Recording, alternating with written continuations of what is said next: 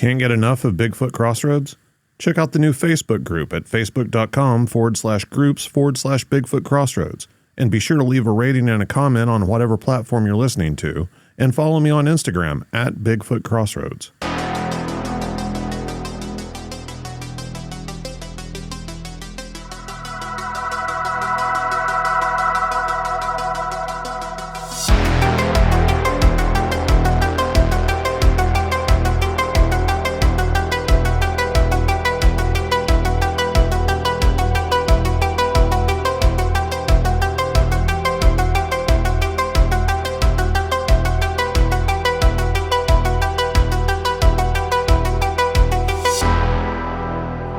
I'd like to welcome Chris back to the show. Chris was last on episode 52. Talked about his possible Bigfoot experiences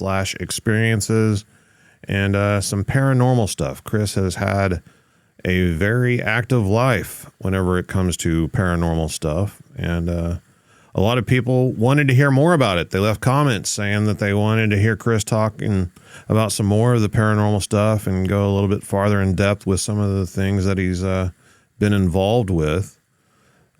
Chris, welcome back to the show, man. How are you? Thank you, man. I'm doing well. Nice to be back. I enjoyed our first talk, and I'm sure we're going to have a good talk today as well. For sure. So you're pretty much, whenever it comes to Bigfoot, you're a flesh and blood guy, correct?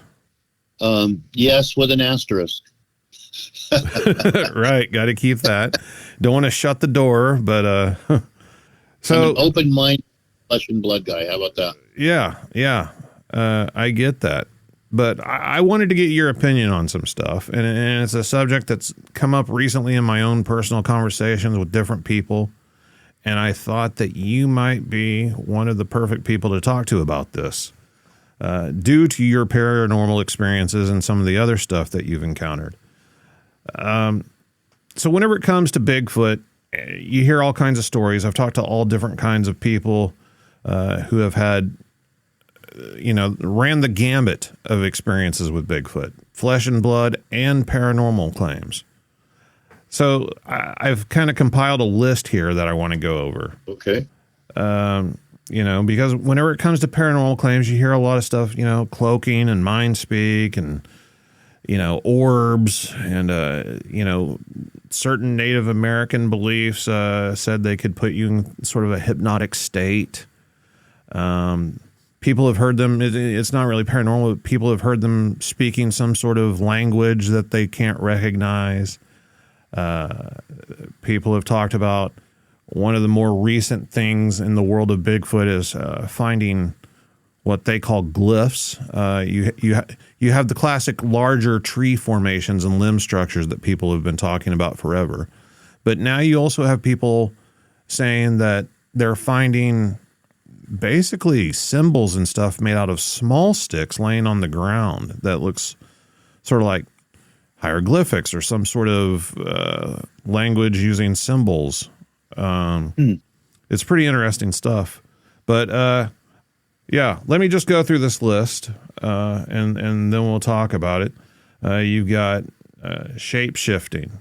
Some people have said that Bigfoot has the ability to turn into a tree or look like a tree. Or I recently ran across a guy who was talking about he saw a Bigfoot that froze in its tracks, and that if you didn't realize it was a Bigfoot, if you just saw it like driving down the road, it would have just looked like a burnt tree stump or something.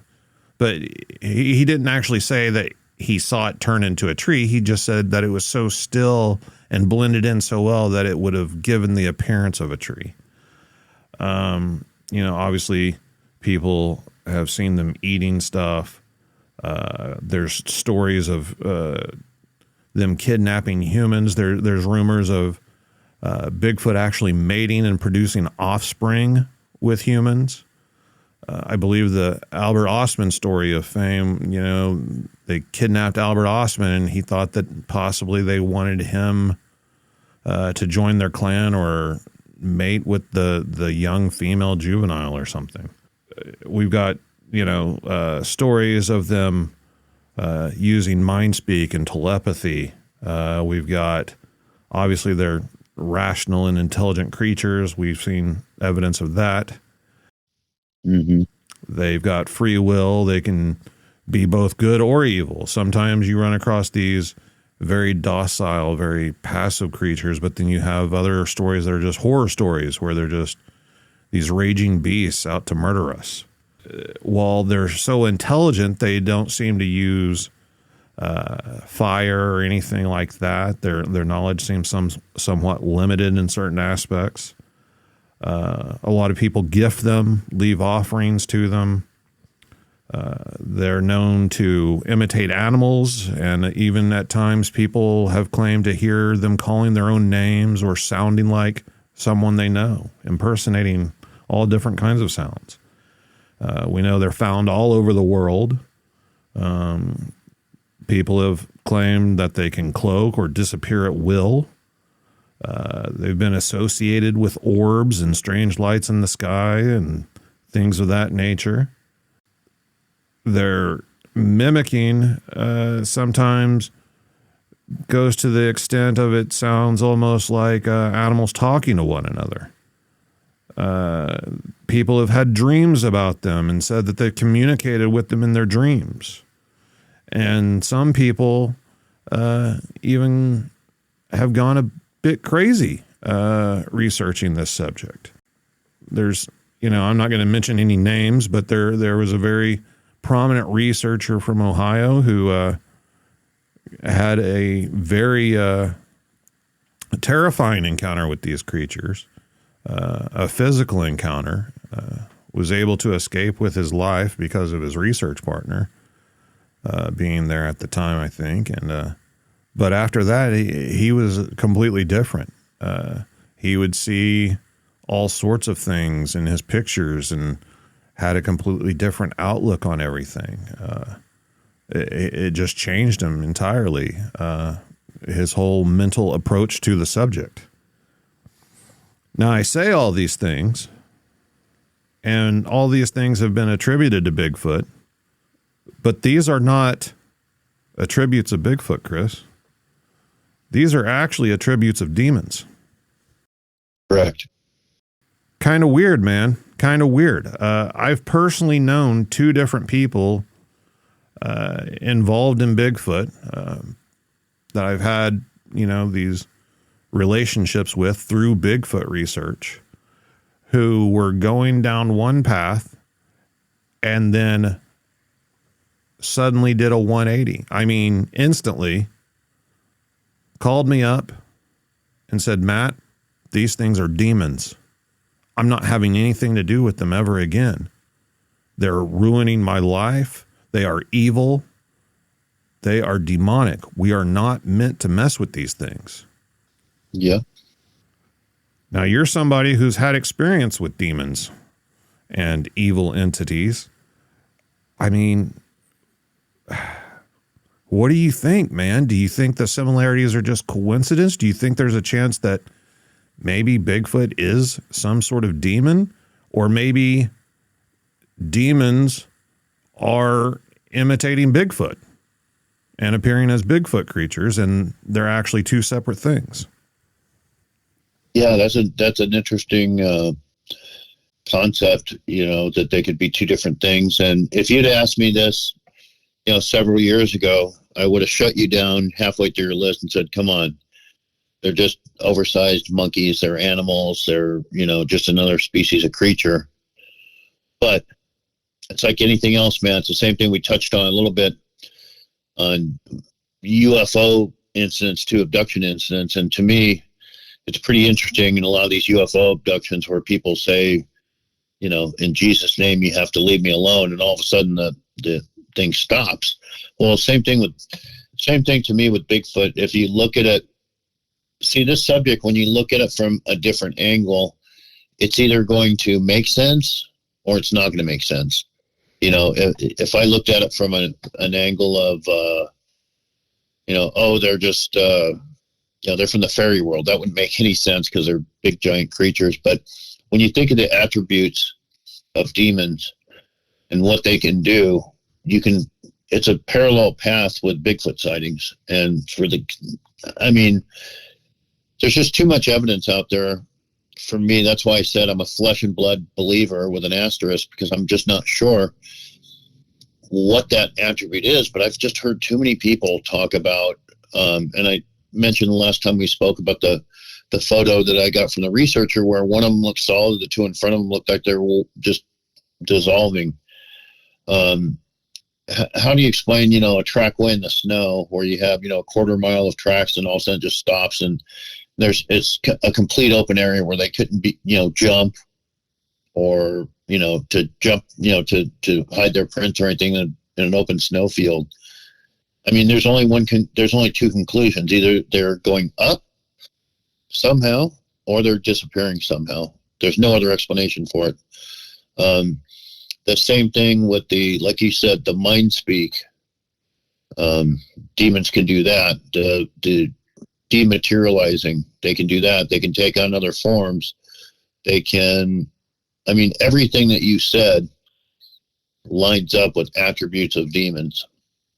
And these are, this is just based on several incidents of me seeing what these things can do. And you'd be amazed at what these things can do quickly. And what I mean by that is, a lot of people, I'm sure, have the same thing I had in my house, where you look at something and you turn around just for 2 seconds, you look back and it's gone. And then when you find it, it's, say, in the other side of the room, and it's perfectly coiled up or stacked up or in such a way that would take time, right? If that makes sense. Yeah.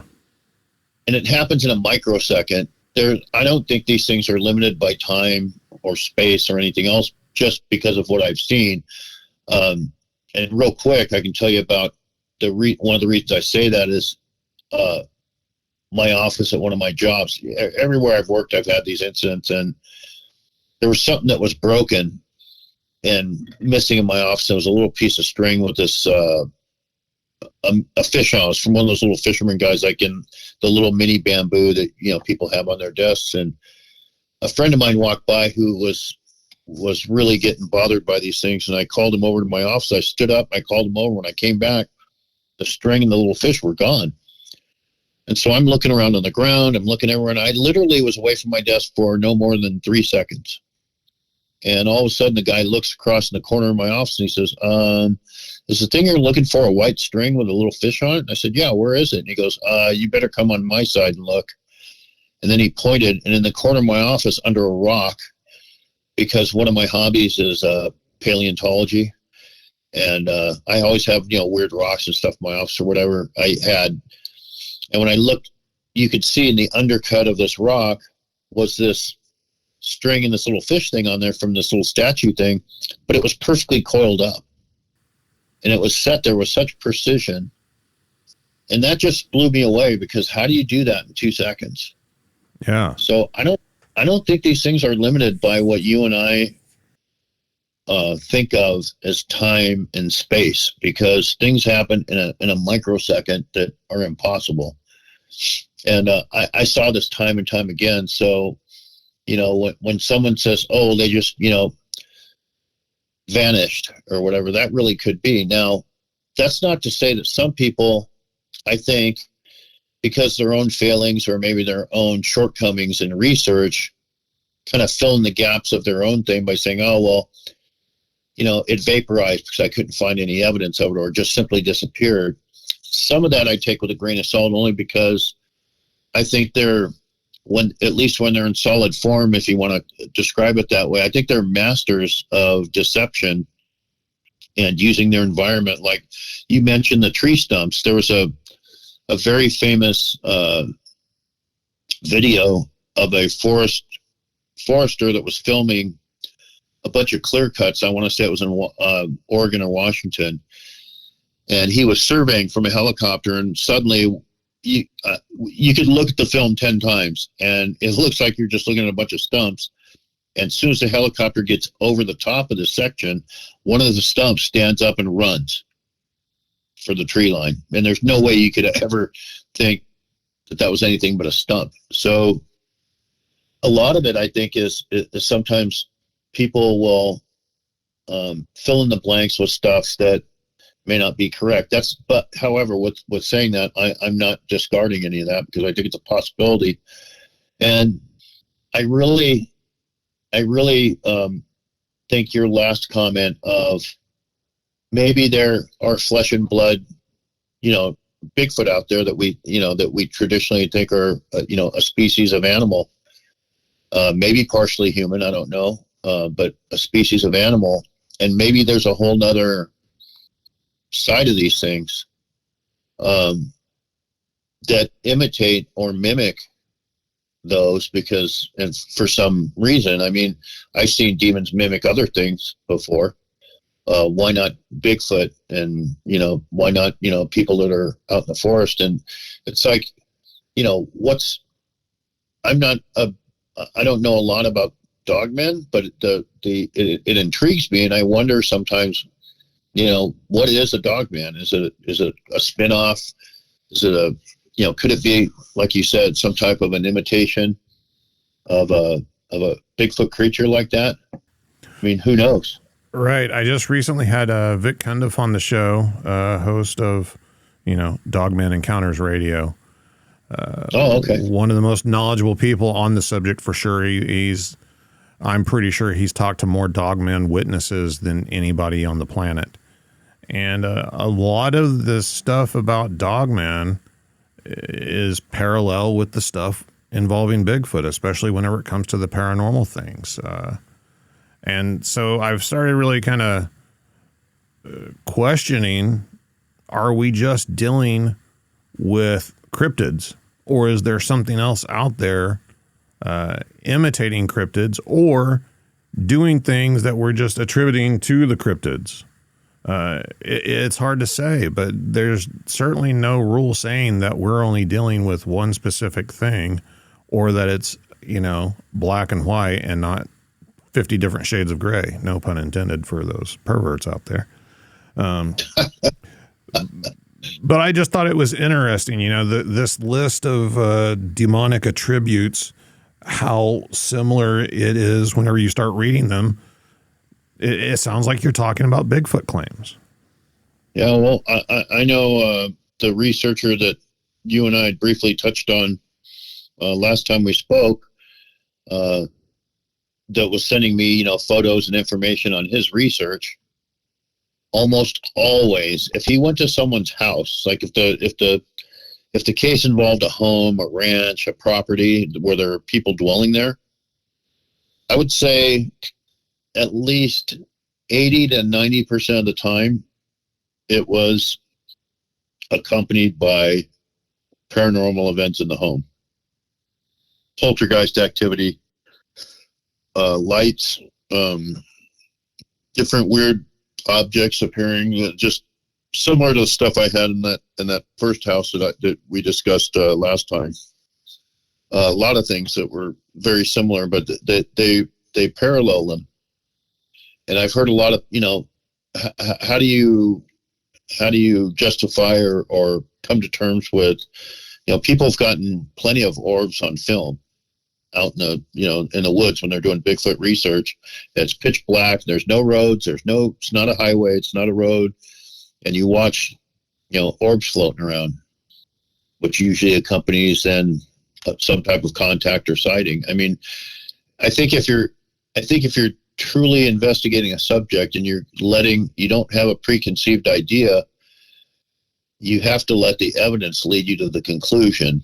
And so when you start looking at the evidence, and of course, mind you, I say this assuming the evidence that you're dealing with is true and correct and trustworthy, with that caveat, it's hard to deny. As much as I want to say it's just an animal, it's hard to deny all these claims when you put them together. The photos I've seen, the incidents I've heard of I know, you're one of the many guys I know, Matt, that are real Bigfoot enthusiasts. I know several, and they all have stories of weirdness that goes on when they're out, researching Bigfoot. Yeah, for sure. I think a lot of the paranormal is connected. And I hate to sound like a one-trick pony or that I see a demon under every rock, but like I said, facts are facts. And when I don't follow UFO stuff so much anymore, really, but I've heard dozens of abductees say that they've stopped these things by invoking the name of Jesus. So if these aren't demonic, why would they care about the name of Jesus? It doesn't make sense to me.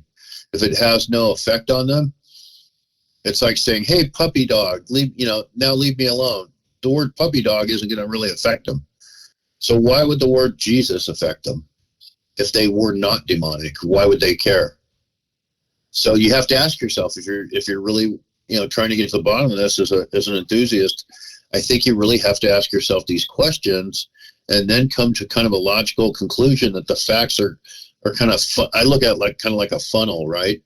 You've got all these facts coming in from a bunch of different places, and eventually what comes out the end of the funnel, it has to be what the evidence tells you. And so, more and more, I think a lot, if not all, paranormal stuff on the planet is interconnected. I think that a lot of it is demonic, and I think a lot of it is, like I said, this could be a whole nother, several-hour conversation probably, but there's a lot of these things you're just taking away from people's willingness, knowledge, or ability to focus on God or what they should be in this life, if that makes sense. It's like, if you look at it, like you said, it makes some people will change their entire life when they have a paranormal encounter of some kind. It really does. You hear folks that have Bigfoot encounters have been hunters their entire life or fishermen, and they're so afraid now they won't dare go back in the woods. I mean, to me, that's pretty telling, because if there's something you love and something takes that away from you, for sure, they believe they saw that. They're not making it up if they're willing to their life and not go back in the woods. So I think if you look at it on not just the instant, but more of the big picture, as the years go by, I'm falling more and more into everything I see seems to be demonically controlled. And people can come to their own conclusion why they think that is. My personal, this is just me talking. My personal opinion is I think it's to just get people off their game so they're ungodly, let's just say. Well, let's talk about some of the firsthand experiences you've had whenever it comes to demons and evil entities. Okay. So in my first house, the one thing that kind of made me figure out that this was demonic was a lot of the things revolved around the number 3. And I know this sounds funny to people, but I didn't understand that until one time I was listening to a paranormal researcher, and they said, yeah, it always happens. The number 3 is very prevalent because what these demons do is mock the Holy Trinity. And so that kind of made sense. I had a lot of weirdness of, the number 3. There's another factor that I think might be interesting is I've had a few incidents of what I think are demon, either oppressed or actually possessed people encounters. And the part that's strange to me is all of them, and they're completely removed by years and geography, and none of these folks remotely know or of each other. But all 3 of them that I can think of off the top of my head have all said the same thing. They look at me and they say, they always speak about themselves in the plural. We know who you are. We know what you are. We know you by name, and you're different inside. So with those facts, I'll tell you a couple quick stories about these encounters. The first one, and probably the most disturbing one to me personally, is I was at my friend's house, and it's the guy that I told you about, Matt, that had gotten the scratches. I'd sent you the photo and all that. Yeah. Well, yeah, well, it's his sister-in-law. It's his wife's sister. He told me for a long time she's been into occult stuff. She's not a believer, not a Christian. She's into occult. So I've always had an okay relationship with her. You know, I try to be friendly with everybody. And so we're at their house one time, and we're just having a barbecue, and we're in the kitchen, and she's telling me about her new job that she got in a public library. So we're having a normal conversation back and forth, and she's telling me like what her day is like, you know, at the library. And all of a sudden, much like a horror film, she tips her head to the side, like, you know, almost 90 degrees, and says her voice changes to that of a male. Her eyes and face, to me, looked male. And she said, "Oh, we know who and what you are, and we see you're different on the inside." And she's got her head tipped to the side, and I swear I think I'm talking to a man with a broken neck, is the way it looked, if that makes sense, like you see in like a movie. Yeah. I said, "What did you say to me?" And she said, "We see that you're different on the inside. We know who you are." And so I'll be honest with you, I was kind of shocked, and it kind of took my breath away a little bit. And before I could start rebuking whatever this was, her head snapped back to the straight position, and her sentence continued. "Oh, and then after lunch, you know, I got to go over here and do this job and this job." And I'm looking at her like, what in the heck just happened? It was like a switch flipped on. She was this weird creature for, 15 seconds or whatever, and then she flipped back to normal. And I'm not going to lie, to this day, it gives me goosebumps talking about it. It was super weird. And since then, I've talked to her a few times, but I told my wife she's not welcome in our home if she ever wants to come over. She's got something inside of her. And that was like a super weird thing. And then, so at my work, I was working for a manufacturer, and I'm a manufacturing person by nature, by work. And I had this one young man he's about 30, and he was one of my crew leaders, and he was always a good worker. And all of a sudden his performance just started really going downhill, and he was just acting strange and having these violent encounters with coworkers and whatnot. So we're in my office one day, and all of a sudden he says, "Well, you know what this is, right?" And I look at him, and he's a kid with kind of reddish hair and like really bright blue eyes, right? And when he started talking to me, I am not kidding, the pupils of his eyes were as black as coal. And he started taking his arm like from his chest out, like he was doing with his hand. He kept going back and forth. And I'm like, "What's this guy doing?" And he goes, "Well, you know why you and I aren't getting along, right?" And I said, "Well, I thought we were getting," his name was Sean. I said, "I thought we are getting along, Sean." And he goes, "No, those are the demons telling me." And then he looked, and same thing, man. His head went to the side. I don't know what this is about. I've seen it in movies. I don't know what it is. His head kind of tipped to the side. And he goes, "Well, we know who you are. We all know you by name." And that kind of freaked me out a little bit, because I've had these things before call me out by name, using my name. So I said, "Well, do you see the demons now? Are they here in the room with us?" He goes, "Oh no, we're not that stupid. We wouldn't come in front of you like that. They're at my house. But we know who you are." And then all of a sudden his head snapped back, and he started telling me about where he was going on vacation. And his eyes weren't black any longer. And, the third one that's much more recent was I'd sent Matt a picture of this guy. I do a homeless outreach, and there's a guy that lives down in the river with a bunch of people, and he's kind of their ringleader. And the first time I met him, he was wise enough to one of the volunteers, and I walked up to him and introduced myself, and he started backing away from me like he'd seen a ghost.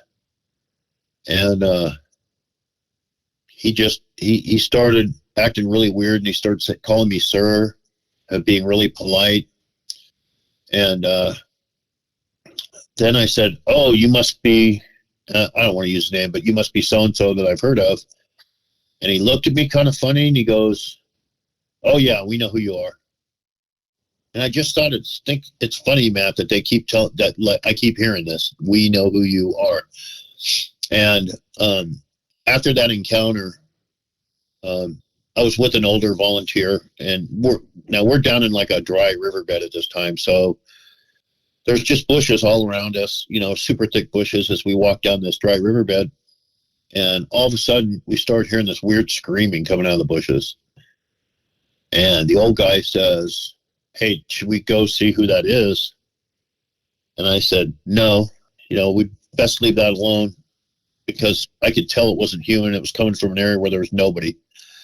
So we started walking down this path, and all of a sudden we heard, of all things, children laughing and playing. And so the older guy was confused. He goes, do you hear that? Because I thought I was the only one hearing, because most of the time other people around me aren't hearing. He goes, do you hear that? And I said, yeah. And he goes, that's weird. And then all of a sudden it went from one side of the river, dry river, to the other. So now the older guy was really confused. And he's like, do you hear it on that side now behind you? And I said, yeah. He goes, how can that be possible? And I kind of shrugged my shoulders. I said, I'm not sure, but we need to keep moving. And he said, I asked him, I said, how long have you been doing this? He said, like 7 years. I said, have you ever seen kids down here? He goes, never. And I go, what do you make of this? And he's like, I don't know, but that was definitely kids laughing and playing. And I've had other incidents that are always surrounds this guy, this, demonic guy. There's also like entities that most people will know them, that will listen to this show. They'll call them shadow people or shadow creatures. And in the riverbed with that guy again, the same guy was in the camp, and we were never supposed to go by ourselves for safety reasons, but I'm fairly well equipped to protect myself. And I figure, I just pray for protection, and I'm pretty brave to go just about anywhere. So I was by myself, and I had prayed on my way down, walking down under this underpass in the bushes with these people. And I said, God, I just want to have a good interaction here and share the word of God with these folks and bring them some resources. Give me 100 angels to surround me so I have no problem walking down here. So I walked down, and I had a really good encounter with them.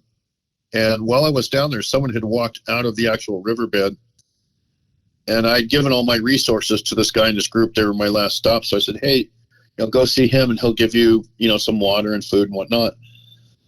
So everything was great. I felt fine. I didn't feel anything weird. So I turned around to leave, and I was about 25, 30 feet away from them.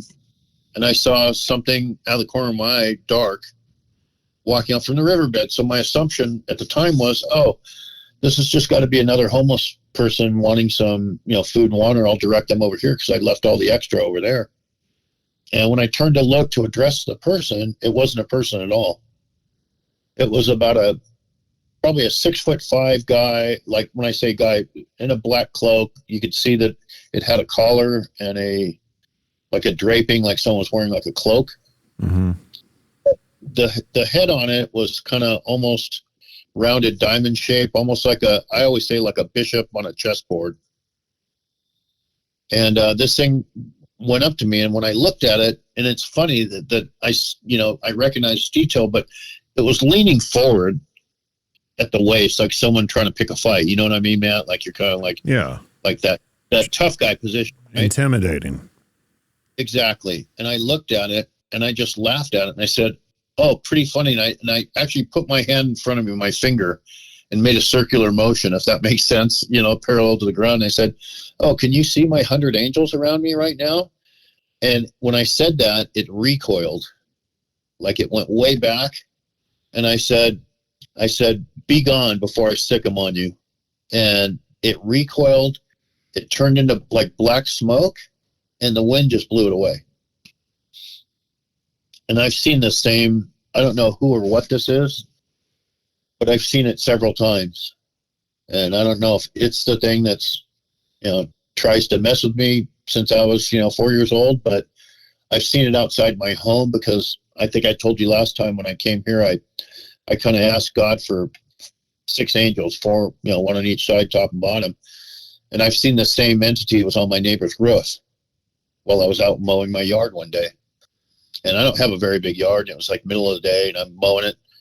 And I noticed something out of the corner of my eye and I look and this thing standing on my neighbor's roof, this same entity. And he's same thing, looking down at me. And I stopped the mower and I looked up at him and I said, "That's pretty funny. You can't come on my property, right?" And same thing. It did the exact same thing, man. It turned to smoke and blew away in the wind. And the more I, maybe, later we can get into some of my helping some other people, what I've done and how that's gone. But anytime I help somebody, I always know that there's going to be an attack coming, always, without fail. And there's one thing I think you guys would find interesting, talking about demonic stuff that happened to me about 10 years ago. It's right before I moved up to where I'm currently living. And on 2 successive days, whatever you want to call these things, demons, dark forces, but on 2 successive mornings, they tried to kill me. And as wild as that sounds, I'll let you know what happened. So at my other job in the Los Angeles area, I used to bicycle commute to work quite a lot. And it was about a 10-mile trip through heavy traffic. So the only reason I say that is I'm very well versed in how to ride a bicycle in traffic. So I did it for many, many years, just for exercise, no other reason, just for exercise. So the current place I was working was only about 3 miles from the house. And so I had my mountain bike, and I told my wife, "Hey, I'm going to start riding to work, get a little bit of exercise in. It's only 3 miles. Why would I drive?" So the very first day, and at the time I was helping a person from New Jersey. And if Matt wants to, we'll get into that story. But so I'm riding to work and I'm in a stoplight and there's, heavy traffic. There's 3 lanes going in each direction. I'm in a major intersection. So I'm stopped along the curb and I'm waiting. So the light turns green and me and the car, take off together. The car in the lane, I'm along the curb, right? And then all of a sudden, the car next to me stops in the middle of the intersection. So just instinctively, I grabbed the brakes and I stopped. Well, it's a good thing I did because a car had come to the red light, 5 seconds after it turned red. And you'd think, okay, that was just a bad driver or whatever. But here's the thing. The car looked like it was made of Lego bricks. And I know that sounds crazy, but I'm a car guy. And I can tell you, oh, that's a BMW, that's an Audi, that's a Nissan, that's a Ford. I'm not a mechanic, but I'm good at recognizing car makes and models. And it looked kind of like a little wedge-shaped car. It was gray, and all the windows were blacked out. When I say blacked out, I mean opaque, like even the windshield. And when it went by, I noticed it didn't look like any car I'd ever seen. And it missed my front tire. And you're not going to, I'm not kidding. It was probably 2 feet away from taking me out. And it was so close, Matt, that when I looked up at all the cars that were stopped at the intersection, to go the other direction, the opposite direction I'm going, I looked up at them, all of them, their mouth was open, their eyes were really big, like, holy, you almost got run over. And so that's what was weird to me is like I said, the windows were blacked out and the car was like choppy, if that makes sense, almost like it was put together with bricks. So I rode to work. I rode home. So the very next day, I said, well, I'm not riding now. I was freaked out. So I drove my truck in. I had a time I was driving a Toyota Tacoma, and I drove it to work. And I had my briefcase. I was running a little 3D printing company at the time. And I had my briefcase in the back seat. And so I get out of the car. It was a 4-door, pickup. So I get out of the car and I go to open I open the back door to get my bag out. And all of a sudden something catches my eye. And as dumb as crazy as it's going to sound, I look down and there's shadow snakes, right? It just looks like when Indiana Jones fell in the pit, snakes. Just a bunch of snakes slithering around your feet. Yep, in shadow form. And I look down, I'm like, holy, you know what? And I jump back to get away from the snakes. Well, when I jumped back to get away from the snakes, I heard an engine in my right ear. I'll never forget this, man. I took my left hand and I grabbed the grab bar that was inside the truck, and I pulled my entire body like back into the truck. And I looked back, and there was a truck. It was 6 inches from my butt. This is no exaggeration. And when I turned around, man, I'm not kidding. It was a friggin' truck that looked like it had been built with Legos. There was a guy behind the wheel. This time I could see through the glass. There was a guy behind the wheel that looked like a mannequin. And it was physical because it came so close to me, it slammed the curb, like 2 feet in front of my truck and left tire marks. So I know it was a physical, vehicle. Mm-hmm. Bounced off the curb, went back out in the lane, and just drifted around the corner. And I was so scared. At the time, I was still smoking cigarettes, and I'll never forget because I lit a cigarette. I could barely hold it. And I called my wife up, and I'll never forget what I said when she answered the phone. I said, they're trying to kill me. 2 successive days. And you didn't recognize a type of truck, the make or model or anything? It didn't look like anything? It looked like a truck made of Legos. I swear as I stand here. There's no other way to explain it. I don't know what this was, but it came so close to me. I'm, like I said, 6 inches. Like, had I not pulled myself back in, when I saw, all I saw was red at first. I just saw a color. So I thought it's got to be a vehicle. So like I said, I grabbed that grab handle with my left arm and pulled myself back in. If I hadn't have done that, it still came within 6 inches. So the thing that really scared me and the thing that really kind of upset me was if that thing would have taken me out, people would have just thought I got hit by a hit and run driver. They would have never known how or why I died. And that angered me, to be honest with you. But that was 2 successive days. I'll never forget this, that I felt like I was being, targeted by these things. And it was because I was helping someone get out of a big mess in New Jersey. What do you think I know this is really weird to be hung up on this part, but the appearance of being put together with Lego bricks. I mean, what do you think that's about? What do you think that is? Just the way that it looks manifested, or? Yeah, I think it was just maybe, hey, they needed a vehicle to run me down with. And I'm surprised they didn't just take possession of someone driving a big truck and run me over. That would have been easier. But I don't know what it is about why it looked like that, but if it's just, I don't know. If anybody has any clue that listens to this episode, it's been probably 11 or 12 years since this happened, and I still don't have I think I know why it happened because I was helping someone, but like you said, why would it look like that? Why wouldn't they just possess a guy in a big truck to just do a right turn and plow me over and kill me?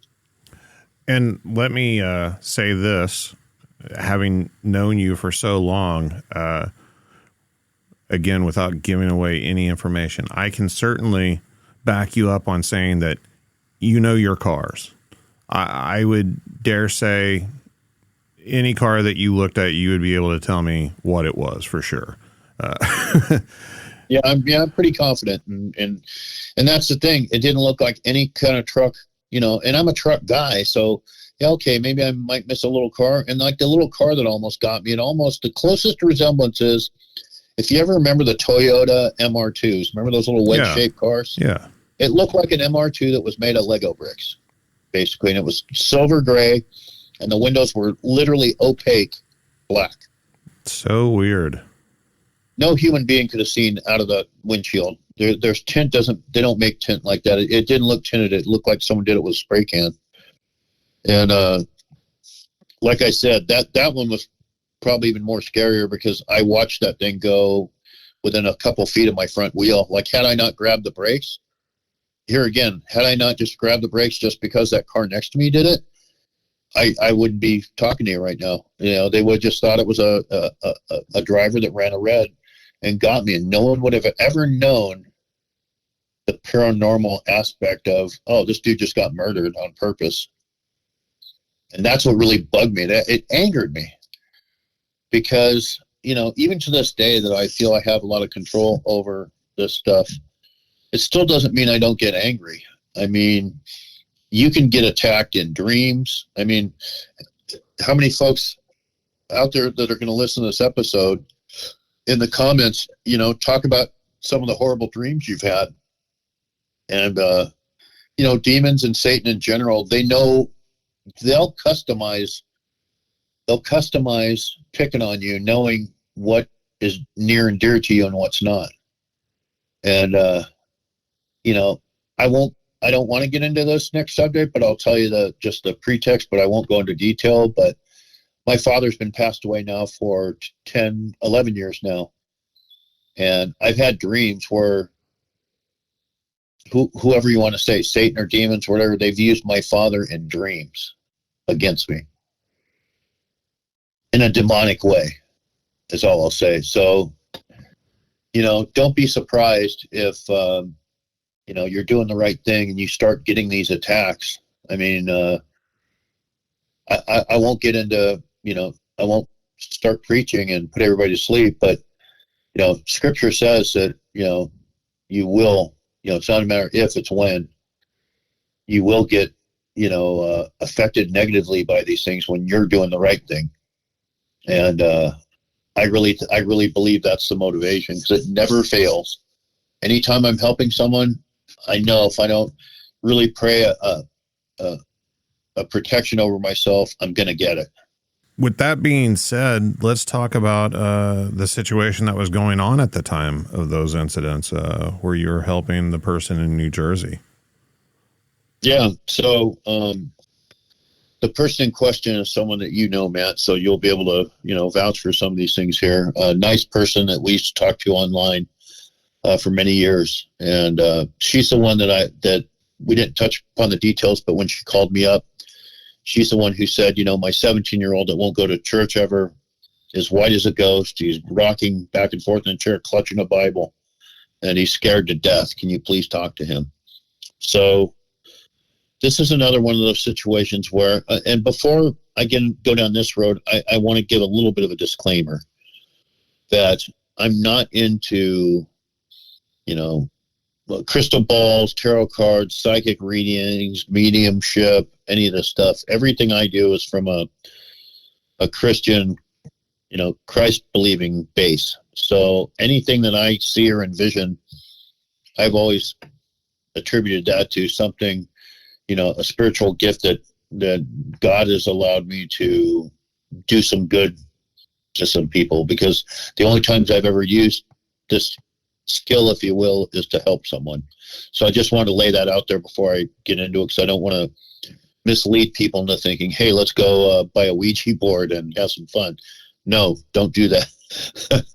That's a whole nother conversation. Do not do that. Yeah, but anyway, I will certainly support that statement. Do not play with the Ouija board. No, do not ever. It's not a game. So anyway, so this lady called me up, and we hadn't spoken in a few years. It was off and on. We spoke just to keep in touch, but I hadn't spoken to her in a few years. And so she told me that her son had this friend, and ever since the friend, she thought had a lot of, she didn't know if it was in the form of witchcraft or Satanism or something, but this kid had a lot of power. And the first time they realized that he had the power is, there's three kids involved. So it was her son, a friend versus, and this guy, I think I want to say his name was Michael. So I'm going to call him Michael for the story. But so this Michael guy told her son and the kids one time, well, you don't think I'm legit? And I'm like, no, maybe you're not or something. So he looked at the friend and said, how does your side feel right now? Does it feel like someone just pierced you with a blade like they did Jesus?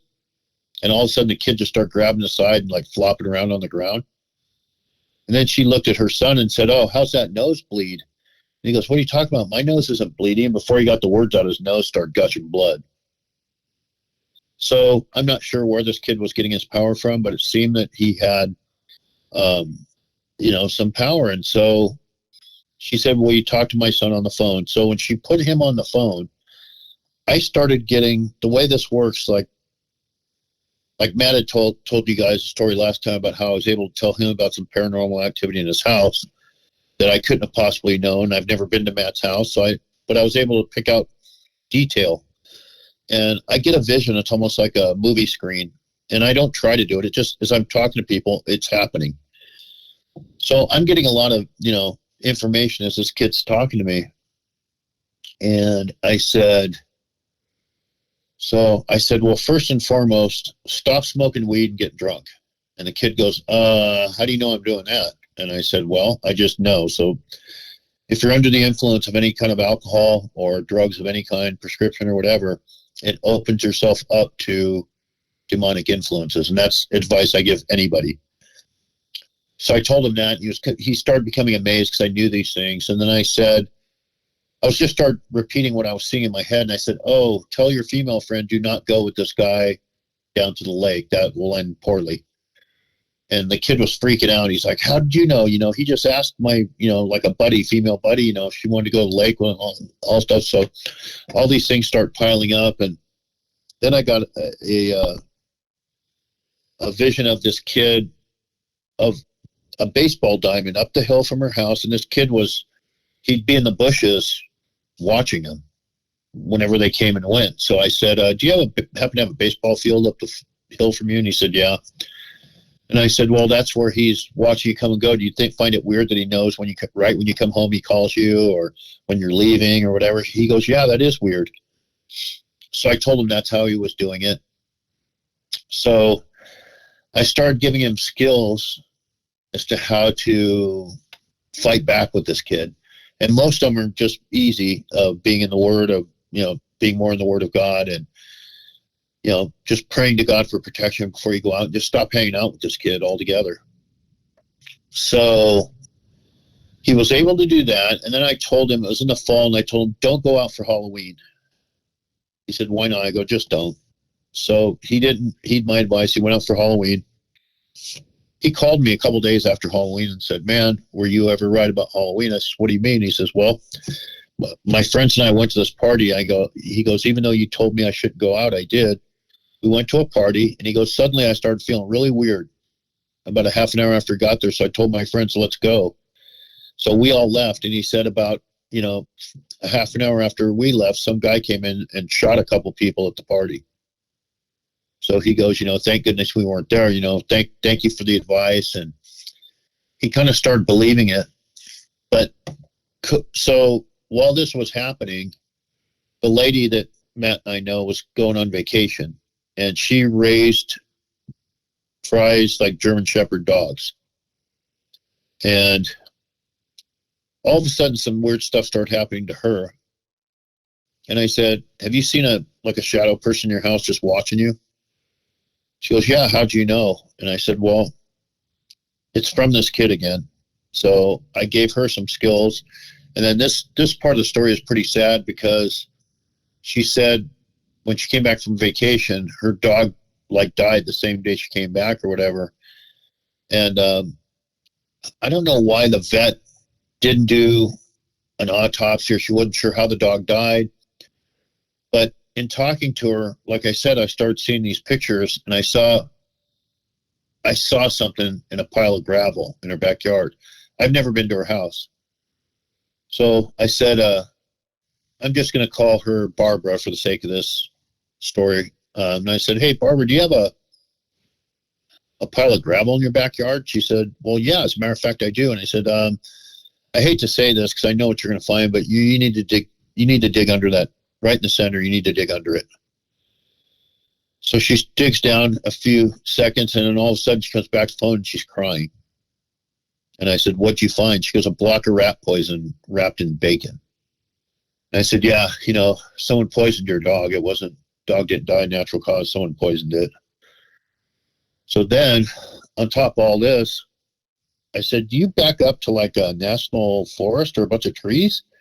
She said, yeah, as a matter of fact, I do. And I said, well, you have a blue tarp covering it like a big section. And she's like laughing at this point. She goes, how in the heck are you seeing all this stuff? I go, I hate to say this, but you got to pull that tarp up. And she pulled the tarp up, and there was a pentagram burned into the ground with candles, like, burnt candles, where it looked as if someone had done some kind of, ritual or something. So I said, you need to call the police now at this point. So she called the police. They didn't have any evidence to convict this kid, but I know it was him. So she called the police. She put up, I suggested to her she put up some game cams around her backyard to make sure the kid didn't come back. And through some different channels, the kid ended up going away. But that was a pretty, pretty gnarly, case. Just because she's a friend, I felt sorry as a parent, and I'm a dog lover. So, this whole case was really kind of a rough one for me. Yeah. But that was going on right before the 2 day in a row incident there. And I think it was because I was trying to help that kid. I had another incident where a bunch of activity ramped up after one of the secretaries I had in my job had moved to Boise, Idaho. And she called me one day because she saw a lot of the paranormal stuff at work and that was around me. And she said, sometimes you can think of stuff and figure it out. And I like, yeah. And she said, well, my next door neighbor's daughter, who's like 7 years old, got attacked. And someone chased the guy away, but, can you figure out, is the guy going to come back? Was he trying to kill her? Was he trying to, molest her? Can you try and figure it out? And so this one was so intense. We're talking, now we're not speaking on the phone. We're typing, emailing each other. So all of a sudden I start thinking about, and I see this whole scenario. And so I start typing, and I said, he was trying to kill her. He is coming back.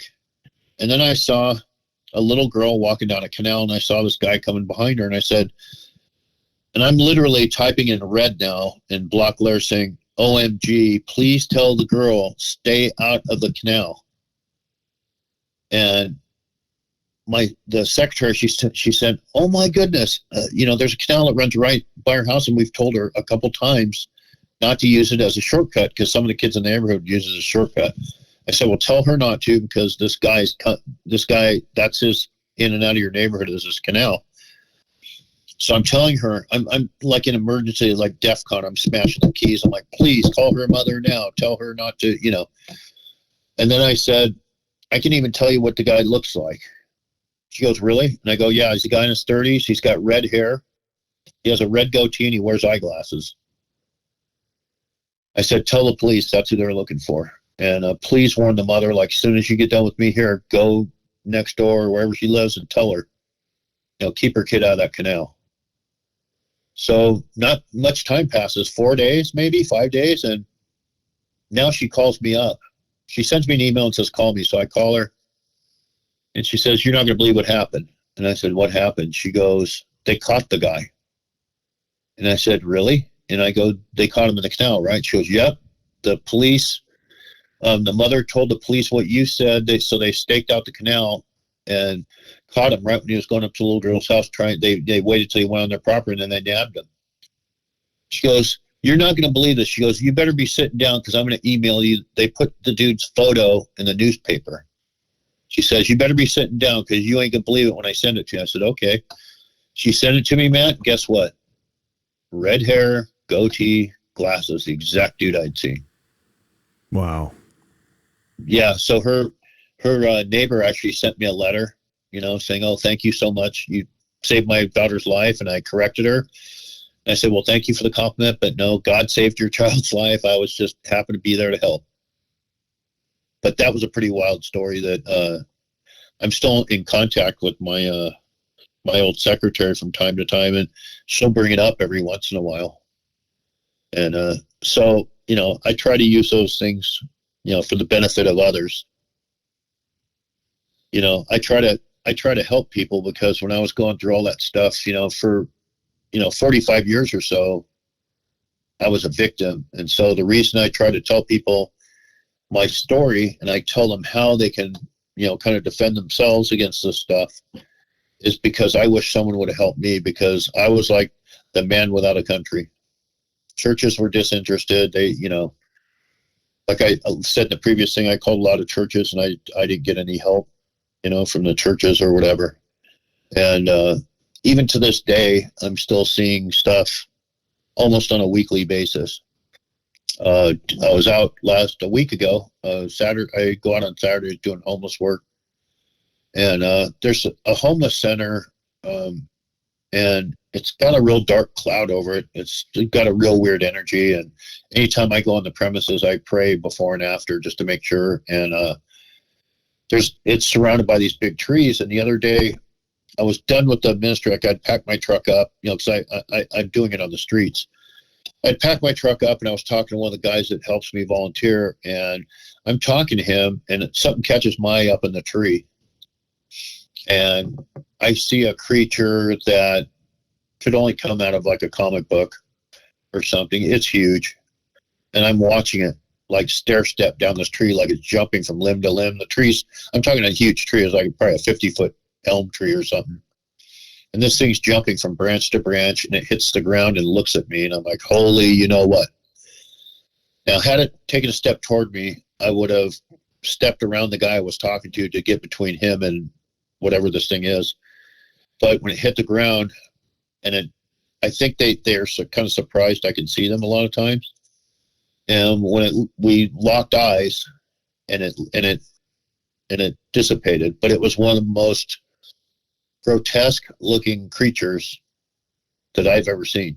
It looked like something out of a comic book. So, people think this stuff is fake, or they think that, the devil's like the guy in the little, little guy with horns and a tail and a pitchfork and a smile on his face. That's not it. I mean, these creatures are real. And it doesn't, kind of loop around back to, if some time came to a conclusion that, because people describe Bigfoot as monsters and very ugly and grotesque sometimes, that falls into what these demons look like. They're horrible things. I saw one thing one time that, as funny as it sounds, it looked like a green version of the cartoon Tasmanian Devil. Huh. It was able to open its mouth about 6 feet, and it had teeth that were a foot long. I know that sounds wild, and I know it sounds like, oh, wow, that guy's crazy, but I'm just telling you what I saw. And then it came up behind the guy I was talking to, and I literally stepped in front of this thing, and it dead stopped and looked down at me. And I couldn't say anything because that guy was standing there. I didn't want to seem too crazy, but in my mind, I was like, not today. You have to get out of here. In the name of Jesus, you got to leave. And it took off. But this stuff is real. I hope that if people get anything out of this, is just know that these things are real. They're all around us at all times. And you don't have to be affected by them or be tormented by them, because just saying believe in the name of Jesus, the simplest way I can tell you, that works. They 100% of the time they have to leave. I wanted to ask you about something. Well, I wanted you to share another story that you had told me years ago. We didn't get to it on the last episode that you're on, so I was hoping that we could squeeze it into this one. Okay. If you could talk about the thing you saw. I think you were jogging or walking or something, and it was following you. Oh yeah. Oh my goodness. My stories better than me, man. I forgot about it. Oh my goodness. Yeah. This one's going to be really wild to people, but so I used to be a long distance runner, and I used to run about 40 miles a week. And on the weekends, I had a 10-mile course that would take me from my house to the beach, a mile back in the beach and then back up the same way. It was a little loop that I made up that was exactly 10 miles. So that was my Saturday run. So I go on my Saturday run. I'm feeling great. The sun's shining. You know, a lot of people think weird stuff only happens at midnight or whatever it is at nighttime, or it has to be dark. That's all nonsense, by the way. And the real hours that you have to watch it are between 2 and 4, I would say. 3 being like the real time of night is 3 if you're going to pick a time for something going sideways. But anyway, sun is shining. It's the summer. Man, I'm feeling good. And I'm within about 1.5 miles of the house. So I'm kind of in my cool down, jogging mode. And I'm running fairly slow, to be honest with you. And so there's a cemetery and there's a train track that goes behind the cemetery. And you have to cross that train track. And there's like sidewalk on one side of the street. I know it sounds confusing. No sidewalk on the other. So I was on the no sidewalk side, and I was cutting over. I went over the railroad tracks. And I was cutting over to get back on the sidewalk so I could run on the sidewalk. And as I cut over parallel to the tracks, these tracks had big, deep ditches on either side, as train tracks do sometimes. And there was this guy in the bottom of the train tracks, and I saw him as odd right off the bat because he was wearing blue jeans and a T-shirt, but he had no shoes on. And as he was coming up this ditch, he was talking gibberish, like he was going, is the best way I could, describe it. And if you guys have ever seen someone who has had polio, yeah, where they kind of they drag their back leg and then their hips do like a rotation, yeah, and then they take a step and their hips fall away and they drag and then they do kind of a hip rotation with every step. So this guy was doing that, and the reason I equate that is because at the time I was working with a guy who had polio. So that's how I equated to, that poor guy's probably had polio. And the one thing I noticed about him, and this was, I'm going to say, now we're going back about 35 years because I know my son was not yet born yet. And, oh no, I take that back. He was born. So it would have been about 30 years ago, roughly. And it was right when people started talking about the disease AIDS, right? Right. It was fairly new. So when I looked at this dude, the one thing, we made eye contact. I got within, maybe 10 feet of him. And he had this big, like kind of knot looking thing on his forehead, like I'm going to call it like a boil, like, like a round protrusion of skin or something. So my immediate thought was, I didn't know anything about AIDS. And so, pardon my ignorance when I tell the story, but I looked down and I'm like, maybe he's got that weird AIDS thing. Because it was new. Nobody knew what it was about. Everybody just knew it was like dangerous and you could catch it from someone. So I thought, oh man, this poor guy, maybe he's got that disease. So I didn't think too much of it and I kept jogging. Well, all of a sudden I hear this gibberish again. I look behind me and the guy's on the sidewalk now.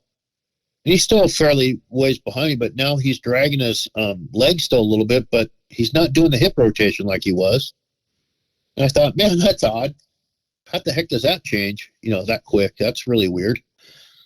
So I just kept jogging, and then all of a sudden I hear the gibberish again, like he's yelling at me, and I look behind him. Now this time, the dude's not dragging his leg at all, and he's almost jogging. And when I look at him,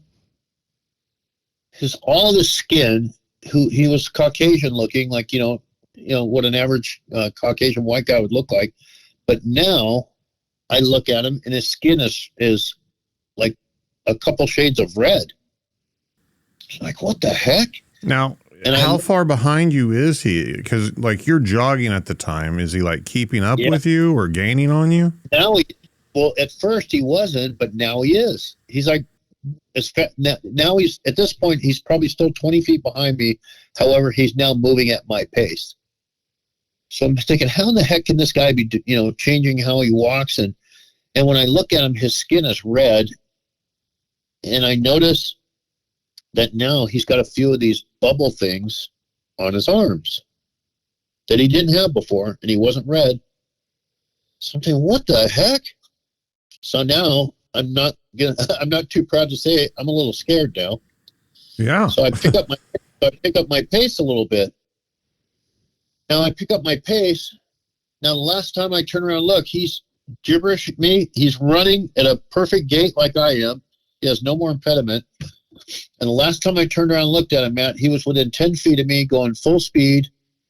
And those little boil ball things are all over his face, neck, and his arms. So it's so prevalent, it almost looks like lizard, like a lizard pattern. And this guy is now going, blah, blah, blah, blah, like it's almost like his speech was keeping up with like his pace, if that makes sense. You know, he's running faster now, his gibberish has gotten faster. So we got to this building that was our gas company building of the town I was in. Now, this gas company building had to be 100-yard long brick building. So I'm about halfway in that brick building, and he's probably a third way, like he's probably 20 yards behind me now. And all of a sudden, Matt, I start thinking to myself, you know, I don't run from anyone, right? And the only reason I'm saying that is because I hadn't yet figured out how to defeat these things spiritually, but, you know, I was playing ice hockey, and I kind of grew up fighting a lot and doing a lot of, you know, martial arts and stuff. And it wasn't like me to run from trouble. So suddenly I got angry and I said, screw this, man. I'm just going to turn around and take a swing. You know, I'm not running. And all of a sudden I turned around. I literally balled up my fist, turned around thinking, you know, if the guy's still running, he's going to get to me in about 3 seconds at this pace. And I turn around, Matt, and the dude's gone. And I'm like, how do you vanish? I know he was like a physical manifestation because, you know, I heard his feet slapping the ground. I heard the gibberish. I came to two conclusions. The only possibility, and if you saw the street, I know it's maybe hard for the listeners, but it was a wide open, like he couldn't have ducked down an alley because, like I said, we're in the middle of this 100-yard brick building. So in my assessment was one of two things happened. Either he vanished completely or he went up and was on the roof. You know what I mean? Like he sprang up, and as crazy as it sounds, that's about the only two options I could see. So I was so angry now and so like confused and angry when I got home. I remember walking in, and I remember my wife at the time says, "Oh, how was your run?" And I said, "Don't ask." And I was playing softball at the time. I went to my bat bag and I pulled out one of my aluminum softball bats and I grabbed my car keys and I said, "Oh, I'll be back." She goes, "Where are you going?" And I go, you don't want to know. So I went back thinking, okay, if I see this thing again, I'm going after it with a ball bat. I parked over by the railroad tracks by the cemetery there where I'd seen him, by the gas company there. I walked around for about 20 minutes with that ball bat, looking around. I saw nothing. I even called the local police department and asked them, have you had any reports of a strange guy harassing anybody in this area? And they said, oh, no, do you want to make a report? And I go, no, thanks. How am I going to make a report about that? But that was one of the weirdest things. I don't know what the heck that thing was, but to me, it seemed like something that appeared human or was able to appear human that transformed into something else.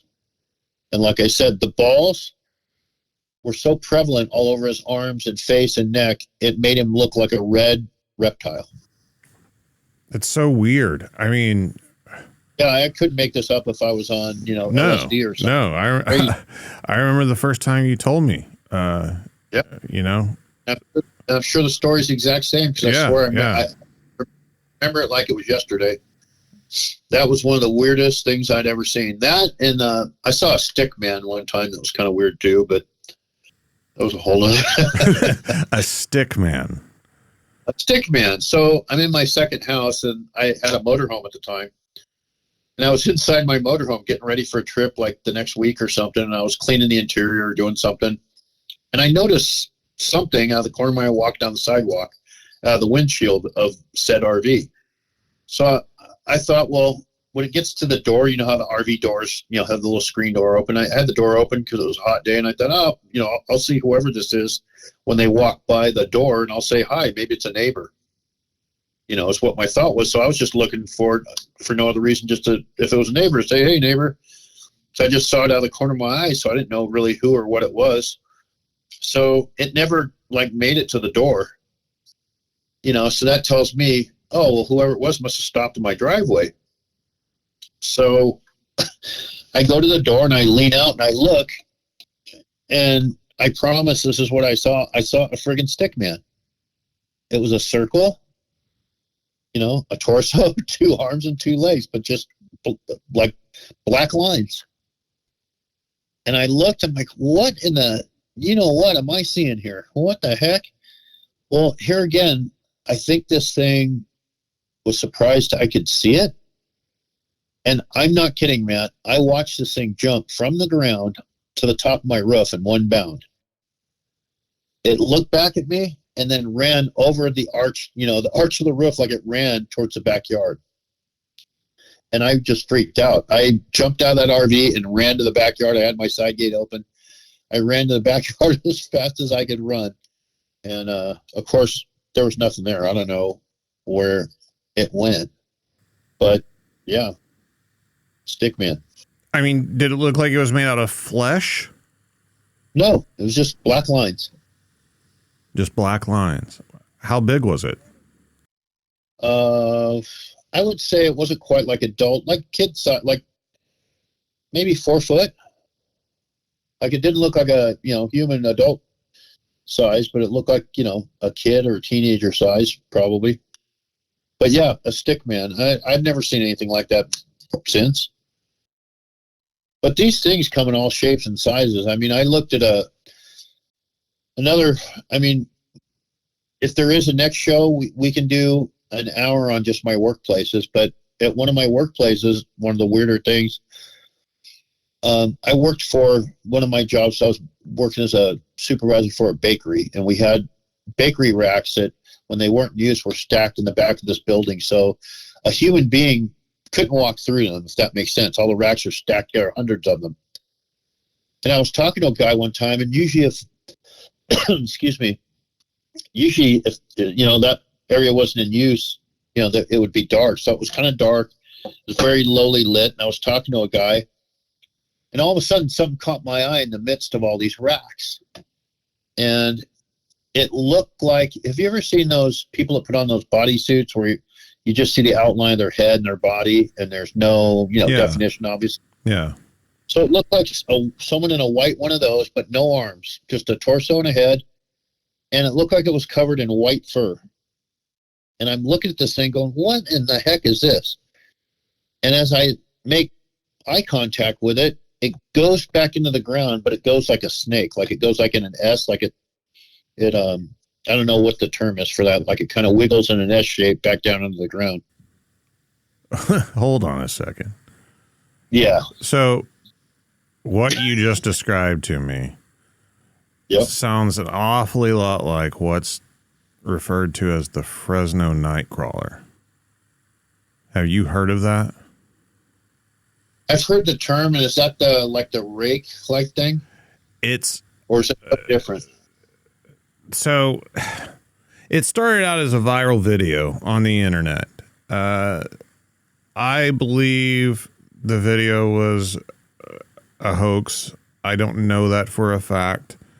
I think it was possible to create the video, but it was one or two things on video, and it was in the middle of a park in the middle of Fresno, California at nighttime. This guy supposedly recorded it, and they're just what you described. They look like a person with no arms, but they're just solid white and two legs walking upright. And they had a crazy gait. Their walk was really crazy.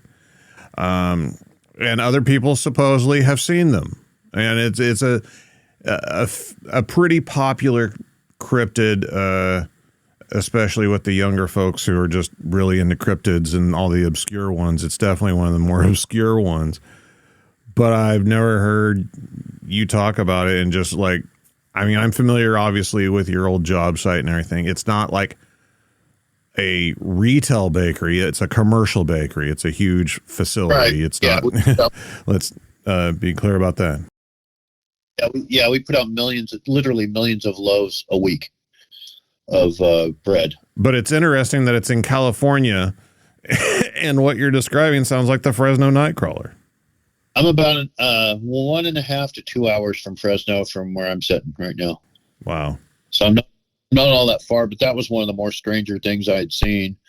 There's another thing where I'd had a dream about a black panther, and the black panther had either like blue or green eyes, but in the dream, and this is one of the ones I woke my poor wife up fighting it off, but in a dream, I was with someone, and I don't know who the person was. It's probably irrelevant to the story, but we walked into a room, and then I turned around, and there was this black panther. There were these, just glowing blue-green, pretty eyes.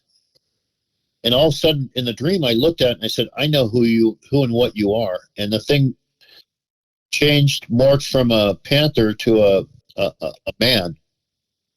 And it was like a good-looking, handsome guy, probably in his 30s, with black hair, almost Middle Eastern looked like, very well dressed. And I said, I know who and what you are, and I'm not afraid of you. And at the time, I had this cross that I used to wear on a necklace. And in the dream, I was taking the cross, like tightening the necklace, and like putting it in his face almost, saying, I'm not afraid of you, be gone. And I was like fighting this thing in the dream, and then I woke up. And so I thought, wow, that was really weird. And I had looked it up, and I think and maybe maybe the people listening to the show can help, but I think there was a demon of some kind that said it came as a panther. So it couldn't have been within 2 weeks. I'm at the bakery, and at the bakery, it's very noisy. So everybody is wearing earplugs and hard hats, and, cause you're in an industrial environment. So I was trying to get this guy's attention. One of my crew leaders was walking. I was trying to get his attention. So I'm kind of yelling at him to get his attention. And so I'm watching him, and he walks by this I-beam that's, just part of this industrial building that goes from floor to ceiling, 30 feet up. And you know how when you say you walk by a tree in the woods and you scare an animal and they, fly out of the tree, or a squirrel will run up the bark, or, whatever. And I was yelling at this guy, and right when he passed this beam, I'm not making this up, a panther was running up the side of the beam, stopped, looked right at me with those green eyes, and went all the way up, like, to the ceiling, and just vanished.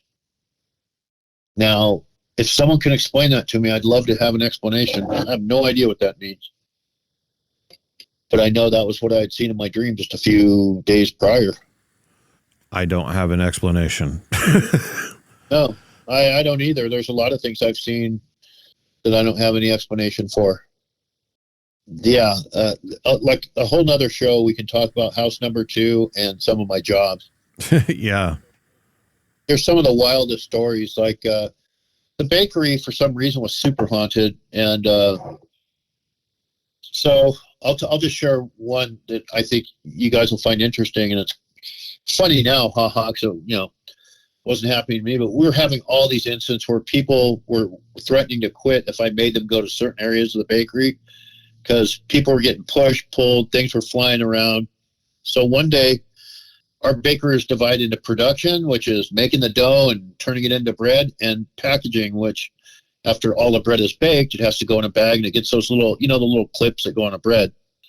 Well, these clips come in these big rolls. They're about 3 feet in diameter, because they get loaded into like a machine that, attaches them to the bread after it's in the package and twisted, So one day I'm walking along, and all of a sudden one of those things between me and one of the ladies working just flies off this rack and just flies right by my face like a Frisbee. And I'm talking, this thing's like 4 feet diameter and probably weighs, a good 3 or 4 pounds maybe. And it just comes whizzing by, and the lady looks at me like, what the hell, and a lot of workers at these factories are Hispanic, and they're very superstitious, and they're very in tune, I think, sometimes with paranormal stuff. So I looked at her, and I just kind of shrugged my shoulders, and I went and picked it up, and I put it back on the rack. Well, like 2 minutes later, I walk about 10 feet, and then all of a sudden, the lights in that half of the building started going on and off. Now picture a whole factory and half the building is now going, on, off, on, off, on, off, on, off. And it did it like 5 times to the point where these ladies are screaming and crying, Chris, please make it stop. Chris, help us. And I'm like, what could I possibly do? But we had a lot of crazy stuff happen there. Like I said, I'll save the good ones for next time. But for whatever reason, wherever I go, if you hang around with me long enough, you're probably going to see or hear or experience something.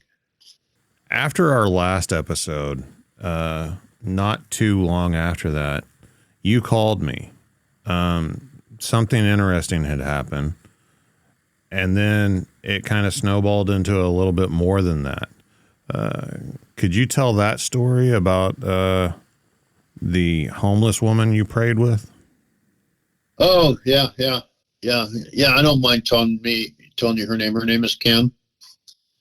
And this is totally bizarre. And this is a good fitting way to kind of, so for some reason, I've been doing this homeless ministry for the better part of a year now. And I've started my own that I'm doing, that I'm very proud of and thankful for, that I get to do it. And so a few weeks back, some of the people in this homeless center, some of them have vehicles, they're just homeless. So these 2 ladies, they're roommates, and they're in this little car. It's kind of like a little smart car type thing. And I hadn't talked to them before, and they pulled up where I was, and they said, hey, can we talk to you for a moment? I said, sure. So I went over to their car, and right away they wanted to talk about spiritual warfare. And both of them said they were having problems. And so, I gave them a few tips and my suggestion on what to do. And they said, okay, thank you. We appreciate it. And they pulled into the shelter. So a few minutes later, one of the ladies, the lady that was the passenger, comes out. And before she even gets to me, she just starts crying. And I said, what's going on? And she said, well, I didn't want to say so in front of my friend, but I'm really having problems. She's like, I try to think of myself as a person of God, but, these demons just keep trying to drag me into doing these different things. And, I just can't seem to get a handle on this. And I said, can we pray about this right now? And she said, okay. So I put my hand on her shoulder and I started praying for her. And I was explaining to her, look, if you're a person of God, what's inside of you is greater than what's in the world, which is, translation is, God is way more powerful than Satan. And if you have God inside you, you have nothing to fear with Satan or his demons. So I was telling her this, and I was kind of getting into it where I felt the Holy Spirit was so I was kind of preaching a little bit. And for some reason, I had my eyes closed, my head down because we were praying. All of a sudden, for some reason, I opened my eyes. And I looked over at this lady's hands, and they were glowing. And so I'm looking around now at like, okay, what's making this light go in this lady's hands? And there's nothing. We're in like bright sunlight, so there's nothing making her hands glow. And I'm looking at my hands, and my hands are okay. And I look at her face, and her face is okay, just her hands. So I say, well, this must be something happening. So I keep praying for her, and I close my eyes again. I pray some more for her. And then when I open my eyes at the end of the prayer, her hands were back to normal. And so I didn't tell her at first, but I was really fired up after the prayer, and she's crying and everything. I said, look, you're going to have the best week you've ever had. I said, you're going to go share this with your friends. All these temptations, because she's under a temptation she's trying to stop using whatever it is that she's using. So I said, you're going to go have the best week ever, and this is why. And so I talked to her again. She went away. So a few days later, I have a friend, and I'm pretty sure Matt would know him if I told him his name, but I won't tell him his name. But he's also he's a paranormal research guy as well. And he is also a very strong Christian. So I hadn't talked to this guy in a while. And so I was talking to him, and he said, yeah, I've been having a lot of really big revelations from God. And he's been telling me a lot of things and showing me a lot of things. I go, really? And he goes, yeah. So he literally, and I'm pretty sure I copied, sent this to Matt to show him, but he typed out, God showed me a vision of a guy praying with someone on the streets. Their hands started glowing gold. The person then went back and told their friends and family about it. and then something. It was the exact thing. And I about fainted when I read this. And I texted him. I said, you got to call me because that actually happened like 3 days ago. So he called me. We ended up spending like an hour and a half on the phone. And he told me that this is exactly what God had showed him in a vision. This lady now that I'm speaking of, I saw her on Saturday. She's showing me her 30-day sober chip and said she hasn't used since we prayed. So a pretty amazing story of, God's triumph over this kind of evil stuff. And the fact that I think a lot of this stuff is connected, like what Matt and I were talking about at the start of the show, is I think a lot of this paranormal stuff is connected. And I think a lot of the good things in life that people are doing are also connected somehow, some way. And all these things fell into place. And you could call it coincidence if you want. I don't believe in coincidence. I believe that there's divine appointments, is what I call them. And I could go on and on about how I have a whiteboard that I'll put a Bible verse, a psalm every week, and I share it with the people. It's a good icebreaker. Hey, would you like to check out my psalm of the week?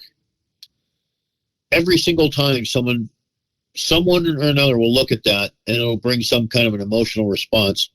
This isn't because I'm, some kind of great, evangelist or anything, but I really do think it's God's divine appointments that in the world we're living in today, I think that we're going to see our world get darker in some ways in the way our world is getting. And I think it's also going to show brighter for those people who are willing to want to be in the light versus the dark.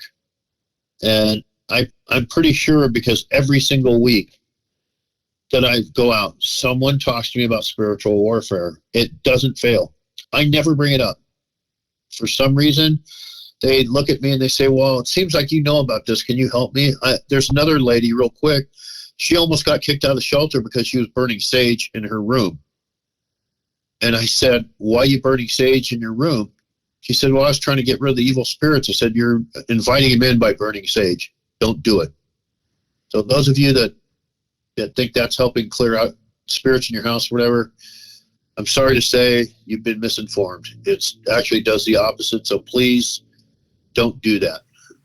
And I'm sure there'll be people that disagree with me. But I'm just doing that. I was just thinking the comments are going to blow up. For sure. No, I have a lot of friends who are Native American, and I know that's where that comes from. And I respect everybody wanting to do. I'm not disrespecting anybody.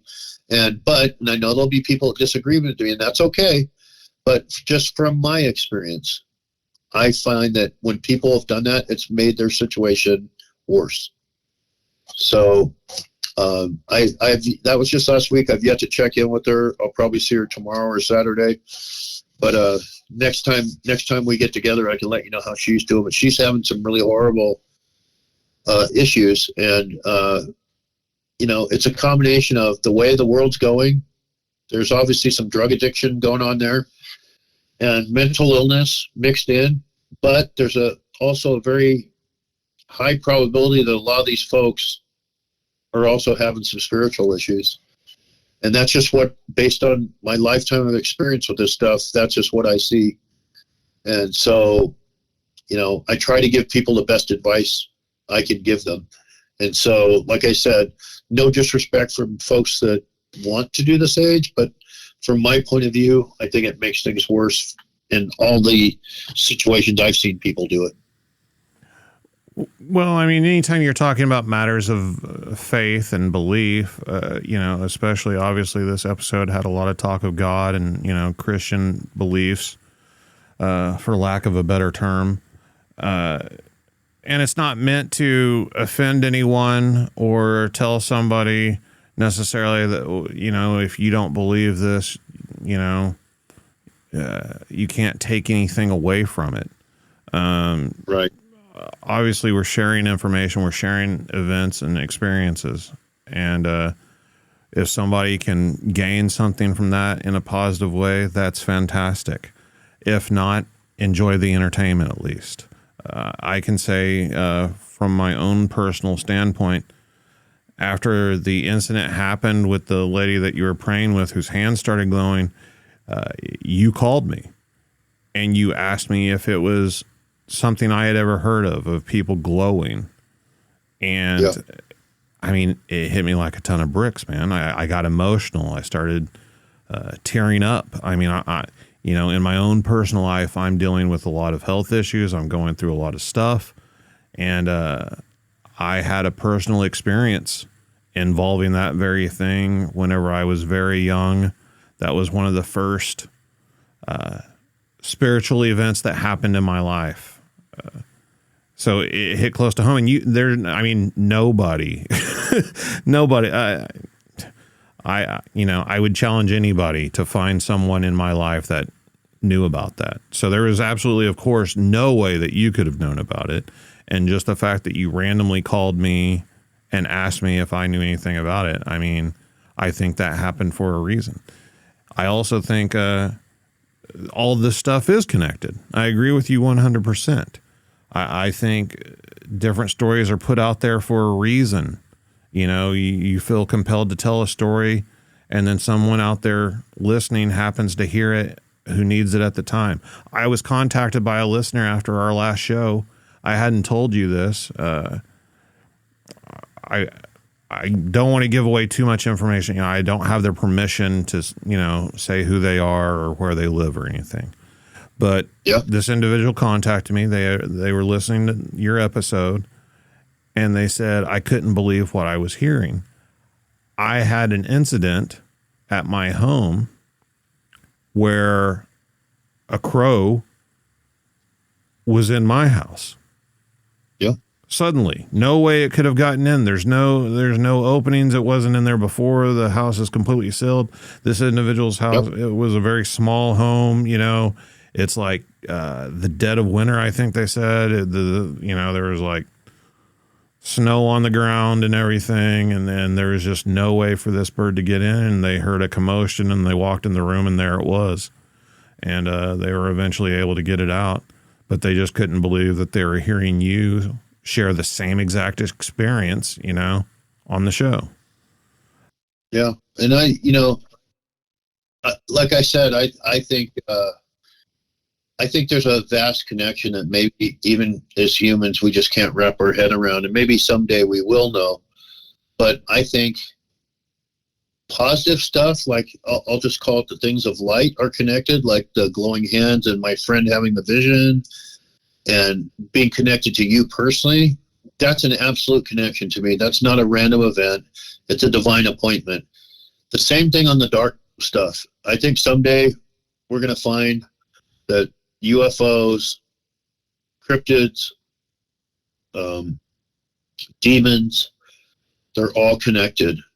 And I think a lot of it, I really think a lot of it is just to take us off our game, because if you have a Bigfoot encounter that's really personal to you and it affects you deeply, you may spend the rest of your waking hours of your life.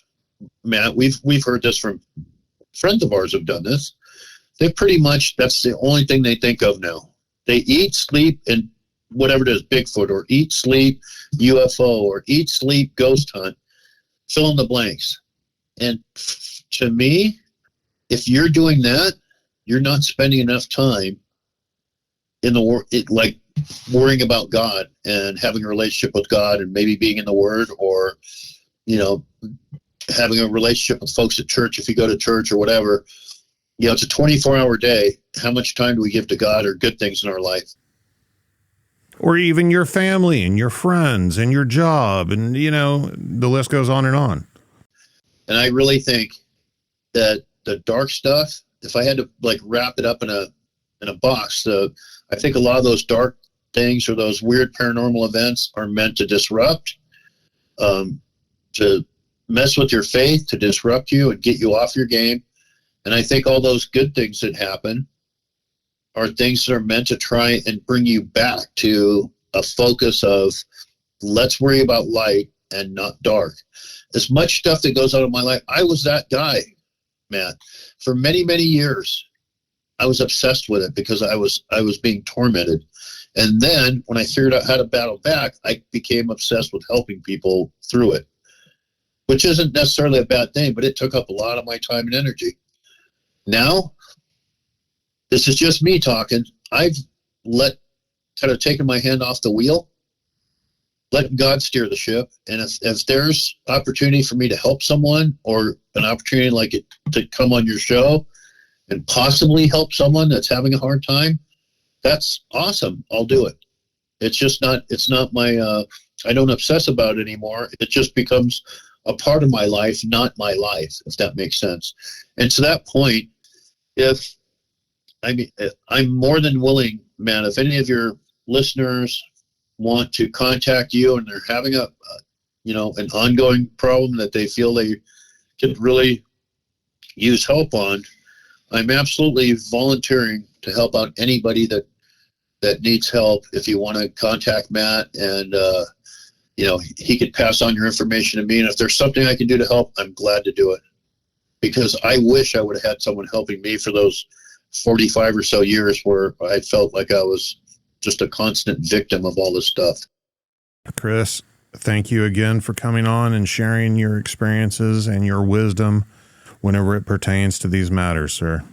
Yeah, thank you for having me. I really enjoyed it, and I always look forward to reading the comments, and hopefully there was something both entertaining and helpful that came out of today. And I look forward to doing a part 3 someday. If you'd like, that would be amazing. If you want to get in touch with Chris, you can email me at bigfootcrossroads@gmail.com, or share your own encounter with me to come on the show. Check out bigfootcrossroads.com for all the contact info, past episodes, merchandise, and a place to submit a report. If you happen to be listening on YouTube, be sure to subscribe and click the bell icon so you'll be notified when a new episode is out, and be sure to leave a comment. And until next time, remember, there's something in the woods.